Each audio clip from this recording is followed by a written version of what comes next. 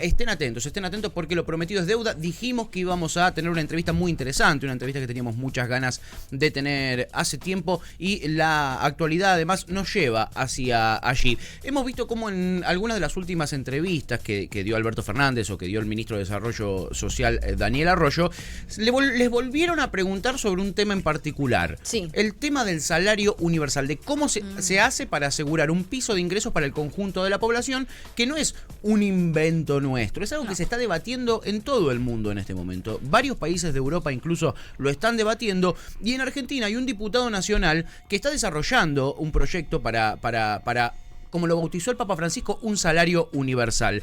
Y ese diputado nacional que lo está llevando adelante es nada más y nada menos que Itaí Hackman. Es docente, es economista, es referente de Patria Grande y es diputado nacional por la ciudad de Buenos Aires del Frente de Todos, y además es flamante padre. Así que con una bienvenida y un aplauso le decimos felicidades a Itaí Hackman y bienvenido a Ya Fue. ¿Cómo estás, Itaí? Bienvenido. Muchas gracias. Encantado de estar con ustedes.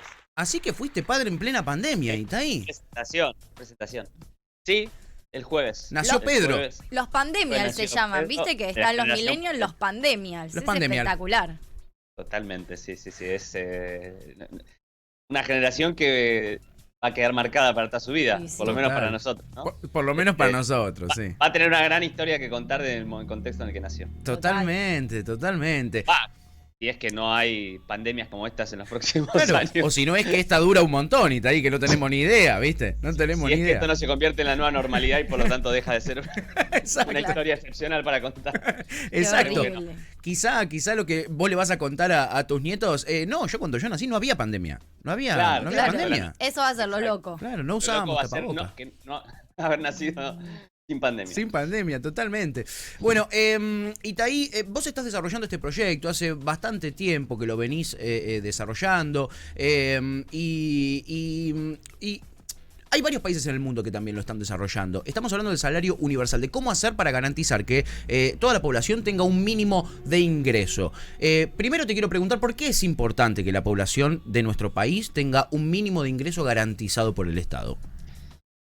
Bueno, como bien vos decís, esto es un tema que se está debatiendo en todo el mundo hace mucho tiempo. Sí. Ahora con la pandemia de alguna manera se volvió a instalar el tema.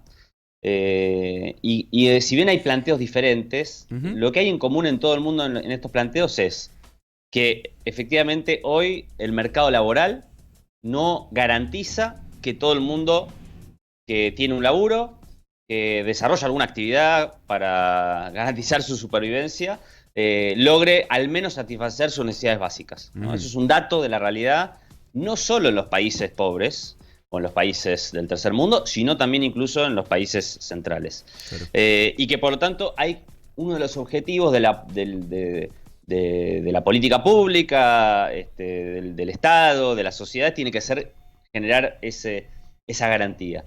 Y el otro consenso que existe muy fuerte es que la manera de hacerlo es con transferencias directas monetarias a la población, que es algo que a veces genera ciertos resquemores, pero que en realidad es algo que existe y se fue universalizando en el mundo a lo largo de los años, ¿no? El Estado transfiere ingresos, por ejemplo, cuando estableció un sistema de jubilaciones y pensiones, por los cuales todas las personas que cumplen con determinados requisitos y edad reciben una transferencia del Estado. Claro. Y así podríamos mencionar un montón. En la Argentina, la UH es un ejemplo. Bueno, entonces eso es algo en común. Después hay una diferencia que obviamente no es lo mismo la realidad argentina que la realidad de Noruega, ¿no? Claro. Entonces, obviamente, en el primer mundo, esos planteos vinculados al ingreso universal tienen más que ver con la excesiva tecnificación de la industria, que hace que cada vez necesite menos mano de obra. Sí. Entonces hay gente altamente calificada que no consigue laburo, que no es la misma situación que tenemos en los países como la Argentina, en donde más bien el planteo del salario universal tiene que ver más con una cuestión distributiva, ¿no? Claro. Es decir, tenemos un sector de la población que me parece lo más importante para entender es esto. Nosotros tenemos un sector de la población que no solamente está excluida del mercado laboral formal, es decir, no solamente no tiene un laburo en blanco con todos los derechos, sino también excluida del mercado laboral informal, es decir, gente que no tiene ingresos fijos garantizados. Ni en blanco ni en negro. ¿Y de qué vive? Bueno, de los rebusques, digamos, del trabajo que se fue inventando a lo largo del tiempo. También un montón de gente que realiza actividades invisibilizadas históricamente, como las tareas de cuidado, fundamentalmente realizadas por mujeres. Bueno, si vos sumás todo eso, tenés un universo de gente que no hace nada, no es que no realiza una actividad productiva, sino que el mercado laboral no la valoriza. Y entonces, la verdad es que el Estado, a través de una política como puede ser un salario universal, lo que puede hacer es garantizar que todo el mundo tenga un piso de ingresos que le permita satisfacer sus necesidades básicas y que no se genere esta desigualdad injusta en los cuales el mercado laboral algunas actividades las premia y las sobrevalora, y otras directamente las descarta o las infravalora, que es la realidad injusta que tienen esas reglas, ¿no? Y me parece que la pandemia de alguna manera lo puso sobre la mesa. Cuando vos ves la cantidad de gente que fue a pedir el ingreso familiar de emergencia, bueno, ahí te das cuenta la cantidad de gente que no tiene un ingreso fijo asegurado, digamos, ¿no? Que frente a una emergencia tiene que ir al Estado y decir, che, me quedo sin ingresos, necesito esta asistencia. Bueno, de eso se trata un poco la idea, y obviamente tendría un impacto muy, muy directo en términos de, por lo menos, resolver el problema de la indigencia,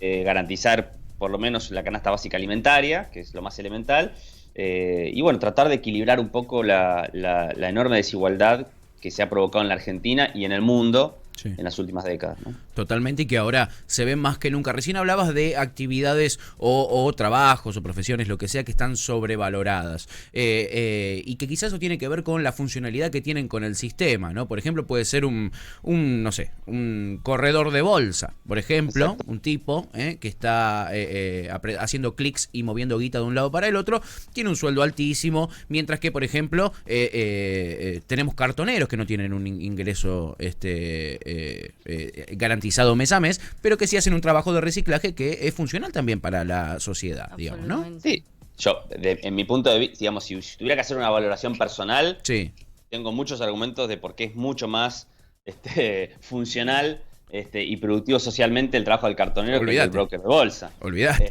Pero digamos, como no tampoco me quiero poner yo en juzgar, la realidad es que sí, todo el mundo tiene derecho a un piso de ingresos. Todo el mundo tiene derecho a tener resuelto por lo menos sus necesidades básicas más elementales. Pero eso implica desarmar una idea que tenemos metida, que es pensar que quien no está en el mercado laboral es lo que históricamente lo llamamos desocupado, ¿no? Como si fue, y entonces nuestra imagen es un tipo que está en la casa, esperando, no sé, conseguir un laburo. Esa no es la realidad. Esa no es la realidad. La realidad es que toda esa gente que está fuera del mercado laboral no está en la casa tirando un sillón viendo o buscando avisos en los diarios. Está saliendo a la calle a juntar residuos para reciclar. O sea, está haciendo actividades. Está trabajando. Está realizando actividades productivas. Actividades productivas que tienen una función social, como un montón de, no sé, compañeras que están hoy por ejemplo, en la pandemia, sin la red de comedores, por ejemplo, populares que existen en la Argentina, atendidos fundamentalmente por mujeres, por compañeras. La crisis social, que ya es grave, estaríamos en una situación explosiva. Bueno, esa tarea que todos los días realizan esas compañeras, que formalmente son desocupadas o inactivas, ¿no? Para la estadística, digamos, clásica. Entonces, claro, uno piensa en una persona inactiva, como se la llama, ¿no? en la estadística, y piensa en una persona, no sé, que está mirando la tele todo el día. No, está laburando todos los días en un comedor. Bueno, ¿por qué no podemos retribuir esa tarea? O por lo menos garantizarle un piso de ingresos, y en todo caso que no sea el mercado laboral únicamente quien defina cómo se tienen que distribuir en la Argentina las retribuciones al laburo, digamos, Claro, ¿no? totalmente. Que efectivamente, como vos decís, tiene más que ver con la rentabilidad de los sectores que con la función social. Sí, sí, sin duda, eso está clarísimo. En este marco entra, bueno, todo el universo de los trabajadores de la economía popular, Claro. sin entrar Correcto. como en la polémica que se generó puntualmente por una situación en particular. Hace poco el Ministerio de Desarrollo sacó una especie de sí, yo entiendo que era como una suerte de censo, si se quiere, de los trabajadores de la economía popular que se terminó un registro. bajando. Era Un un, registro, claro, era un claro. registro, era un formulario que se podía llenar por una polémica que no viene al caso, se terminó dando de baja. ¿Cuál sería el modo en el que a partir de esta ley se podría efectivamente tener registro de todas las personas que están fuera del sistema formal de trabajo, ya sea de la economía popular o... Mira, ¿se me escucha? Sí, Porque sí, sentí sí, que se me perdón, cortó. sí. Ok. Es muy difícil, obviamente, ¿no? Tener un registro. De hecho, fíjate que cuando se diseñó el IFE, el Ujú. ingreso familiar de emergencia, Sí. Sí. el gobierno había hecho una estimación de que le iban a terminar recibiendo aproximadamente 3.600.000 personas, entre 3,5 y 4 millones de personas, y terminaron siendo 9. Claro. ¿Y eso por qué?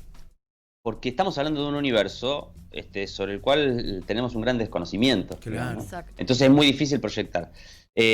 Ahora, nosotros estimamos que ese universo de trabajadores y trabajadoras de la economía popular son aproximadamente 4 millones de personas en la Argentina. Ujú. Pero claro, es una estimación que hacemos en base a la encuesta permanente de hogares, Ujú. puede ser un poco más o un poco menos, digamos, ¿no? Sí. Ahora, sí quiero resaltar algo importante. Todos los planteos vinculados a la idea de ingreso universal o salario universal y demás Sí. tienen también un consenso que es que tienen que ser políticas, como su nombre lo indica, universales. ¿Qué significa esto?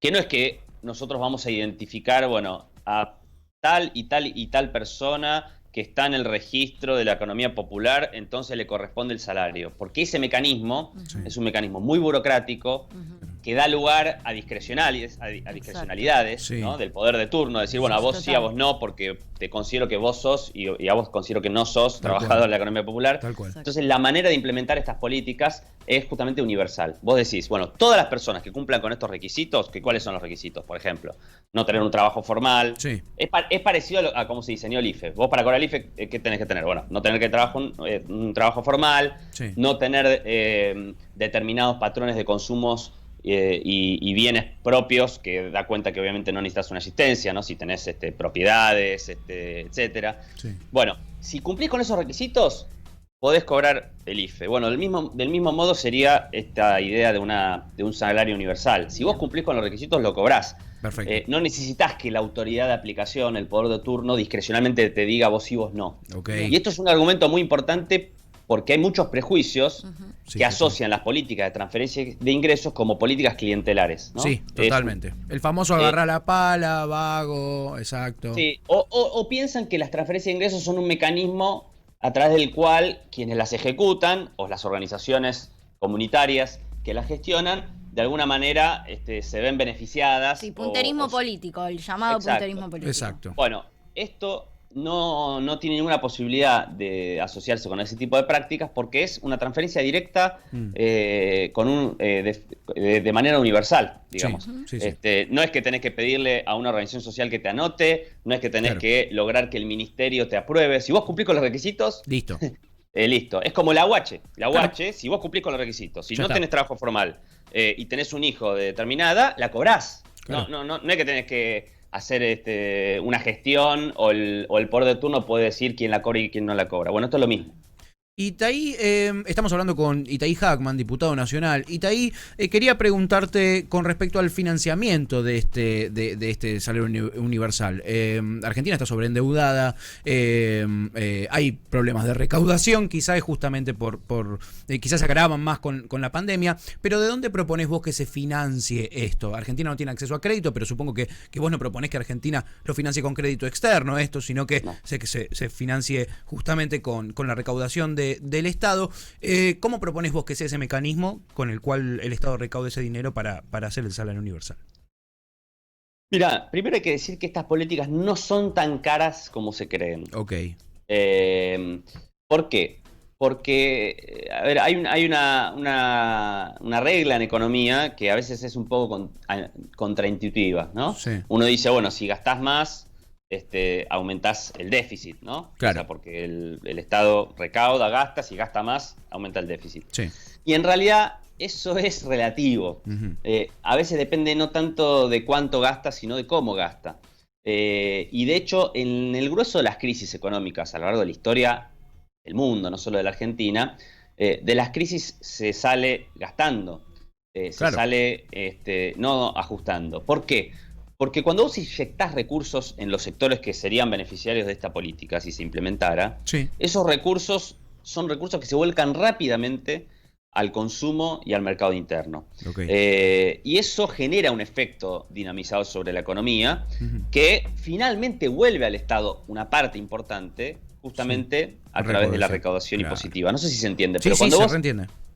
ponés guita abajo, Sí. el Estado cuando hace transferencias, porque esto también es importante decirlo, el Estado transfiere recursos todo el tiempo. Sí, sí, todo el tiempo. Hay otro mito que es el que el Estado solamente le transfiere plata a los pobres, ¿no? Tal cual. Y la realidad es que mirá lo que pasó en la Argentina en los últimos 4 años y el Estado generó grandes transferencias de recursos a sectores de altos ingresos. Total. Bueno, entonces eso también es transferencia de ingresos, ¿no? Claro. No lo llamaríamos planeros, No. pero claro, cuando el Estado armó el macrismo le daba a los bancos Sí. una tasa del ELIC de casi 80%. Sí. Y el banco te tomaba vos la plata en un plazo fijo al 40 y pico por ciento, esa diferencia, que es la ganancia del banco, Tal la cual. ponía el Banco Central. Esa Tal es transferencia del Estado, de recursos públicos, a los bancos. Totalmente. Digamos. Nadie llamaría, por eso, a los bancos Planeros. Bueno, o sí, no O sé. sí. o quizá habría que empezar a hacerlo.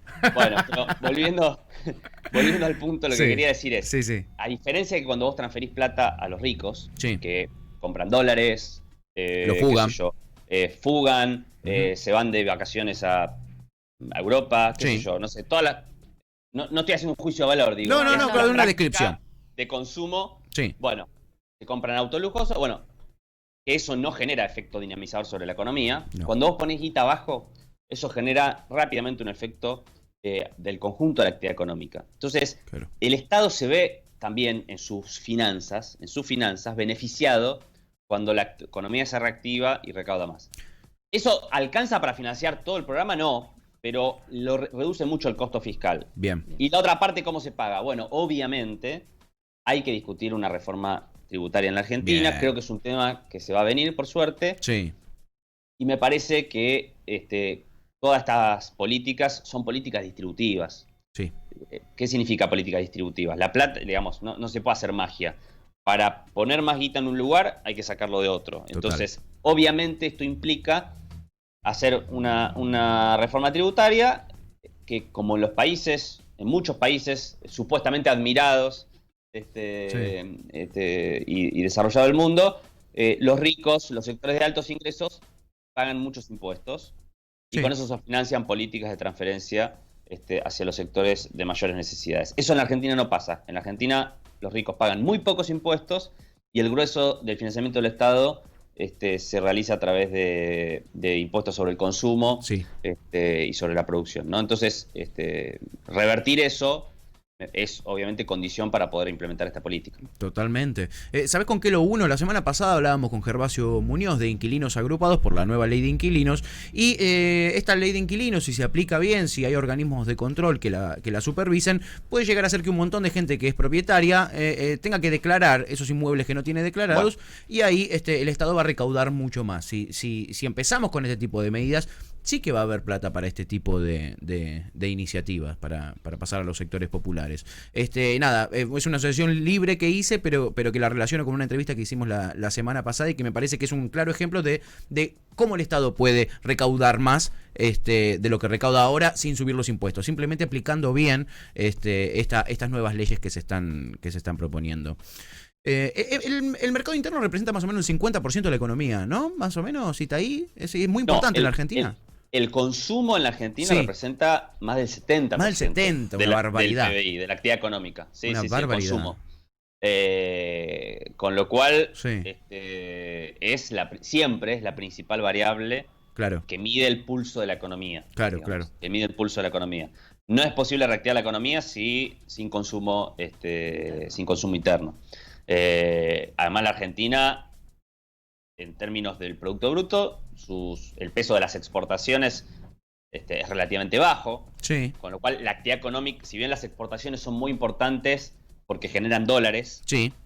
no es que son la actividad que mueve la economía. Lo que mueve la economía es el mercado interno, es el consumo, es la actividad económica productiva que se desarrolla en el país. Bien, estamos hablando con Itaí Hackman, es economista, es docente, es diputado nacional por el Frente de Todos, representando a la ciudad de Buenos Aires, y está laburando en este proyecto de un ingreso universal. Itaí, sos economista, acabamos de presentar una nueva propuesta a nuestros acreedores, estamos hablando de la deuda externa, fue esta semanita, parece que hubo bastante buena aceptación, por lo menos las acciones de nuestras empresas, etcétera, levantaron al otro día la presentación de la propuesta, y quería preguntarte, ¿qué implica que la respuesta sea positiva ante nuestra nueva propuesta? ¿Qué significa eso para la Argentina en términos concretos, reales, cotidianos? Mira, primero sobre cuando se habla de respuestas, digamos, respuestas positivas en los mercados o negativas, sí, sí. Hay que tomarlo con muchas pinzas. Claro. ¿No? Porque los mercados, los humores, como se les suele decir, ¿no? Los mercados, sí. No necesariamente son el termómetro que refleja lo que pasa. Bien. Sí refleja una expectativa que los fondos de inversión tienen sobre la posibilidad de un acuerdo o no. Pero no es más que eso. Muchas veces se equivocan, digamos. Claro, generalmente se equivocan. Sí, entonces, ahora, yo creo que acá hay que separar dos planos. Sí. Uno es el pichuleo de una negociación, que esto es natural a cualquier negociación. Desde Martín Guzmán negociando con BlackRock hasta vos, si querés comprar o vender un auto usado. Es... Siempre hay un pichuleo, digamos, donde vos decís, bueno, mira, yo puedo pagar esto, y el otro te dice, no, eso es inaceptable. Y vos decís, bueno, puedo pagar un poquito más. Claro. Y bueno, y finalmente terminás llegando a un acuerdo o no. O no, claro. Ese pichuleo de un poquito más, un poquito menos, es parte de una negociación. Eso es inevitable que pase, digamos. Pasa siempre en cualquier negociación sobre cualquier tema. Ahora, el gobierno, más allá de las distintas ofertas que son parte de ese pichuleo, tiene una orientación. ¿Cuál es la orientación general? No hacer un acuerdo que la Argentina no pueda cumplir. Bien. ¿Por qué? Porque no sirve arreglar el desastre del endeudamiento que nos dejó Macri para patear la pelota 2 años, 4 años y volver a tener una crisis de deuda, digamos, ¿no? Entonces hay que hacer un acuerdo que la Argentina pueda cumplir, que sea sustentable en el tiempo y que además sea compatible con todas las cosas que estuvimos hablando hasta recién. Porque si vos haces un acuerdo que podés pagar una deuda, pero eso te impide volcar recursos para reactivar el mercado interno y generar empleo y mejor... Bueno, está bien, por ahí pagaste la deuda, pero lo hiciste a costa del sacrificio del pueblo argentino y que tampoco ese es el objetivo, la orientación del gobierno. Entonces, esa orientación es la que se mantiene más allá de cada una de las propuestas, de los detalles técnicos, de las negociaciones, de los pasos de las negociaciones, y creo que es la negociación y la orientación correcta. Después, si hay acuerdo o no hay acuerdo, y yo te diría, depende más de los acreedores que del gobierno argentino. Y ahí es donde nos excede, digamos. Si ellos son intransigentes y no están dispuestos a aceptar un acuerdo que la Argentina pueda cumplir, bueno, no habrá acuerdo, digamos, producto de la intransigencia de ellos, y nos quedará el problema para resolver más adelante. Lo ideal es que haya acuerdo, sobre todo, te diría, primero para resolver el problema, pero además para que en este contexto tan complejo, con la crisis mundial que estamos viviendo producto del marco de la pandemia, la Argentina no se quede sin posibilidad de financiarse un poco en el exterior. No solamente el Estado a través de proyectos y demás, sino también las empresas. Ese es el único elemento de por qué es importante o sería bueno que haya un acuerdo. Pero si no hay un acuerdo, no es el fin del mundo, digamos. No es que se viene... la debacle. siempre nos asustan los default, ¿no? Con el cuco, Sí. como si fuera, nos caemos del mundo. Claro, claro. Yo no digo que no tenga ningún efecto, pero en general la gente que hace caracterizaciones tan extremas sobre los perjuicios que tendría esto es porque tiene algún interés, digamos, Claro. en el tema, digamos. Entonces hay que tener cierto cuidado. Clarísimo. Itaí Hackman con nosotros. Itaí, te agradecemos un montón. Volvé con Pedro, te dejamos tranquilo. Vale, muchas gracias. Y te mandamos un abrazo grande. Muchas gracias por la nota. A ustedes, un abrazo grande. Gracias. Un abrazo. Itaí Hackman, diputado nacional, es economista, es docente, es referente de Patria Grande y nos hablaba aquí acerca de su proyecto de un ingreso universal y también de deuda, ¿no? Porque él es también integrante de la Comisión de Seguimiento de Deuda Muy Externa. esclarecedor. Sí, sí, es muy didáctico. Sí, A mí muy didáctico. me cae muy bien y aparte es uno de los legisladores jóvenes que tenemos en el Congreso. Sí, y me da mucha tranquilidad tener de este lado, digamos, economistas con esa mirada y digamos, con ideas muy concretas, con la capacidad de desarrollarlas, no es que te tira... No, hay que pagarle a la gente un montón de plata. ¿De dónde lo sacás? Claro, claro, ¿viste? No es trojito, no es como los trojos. ¿Por qué me tirás? ¿Por qué me la picanteás? Tenemos una nota maravillosa, los chicos están tranquilos allá Voy del otro a lado decir del una vidrio. cosa, a mí Sí. amo tener a Itaí de este lado, yo Sí. lo conozco a Itaí hace muchos años, o sea, Sí. sé quién es en realidad hace Sí. muchos años, porque cuando arrancaba con el Frente Patria Grande, Sí. cuando también era en La Mella, Sí. en universidad, Ujú. creo que en el año 2013 o 2014, en unas vacaciones conocí a un grupo de pibes que militaban ahí, Sí. que de hecho eran muy, muy cercanos a Itaí, y en ese momento yo ya militaba en el peronismo y era qué como una cosa. batalla. En ese momento Se para picanteaba, mí se era, picanteaba. claro, eran los trotskis, digamos. Uy, Dios mío. Esta Con la chica, diferencia por favor. es que Patria Grande siempre fueron un poco troscos, pero los troscos con conciencia de clase. ¿Qué necesidad Y de con conciencia peronistearme social. esta entrevista? Por favor. No la estoy peronisteando, al No. contrario, estoy diciendo que nada, que es una pata muy de izquierda, con mucha conciencia, lo cual el trotskismo... ¡Qué picante! Mirá que dijo. Perón, ¡viva Perón! Mirá que dijo y estoy tranquila, no la voy a picantear, la recontra picante.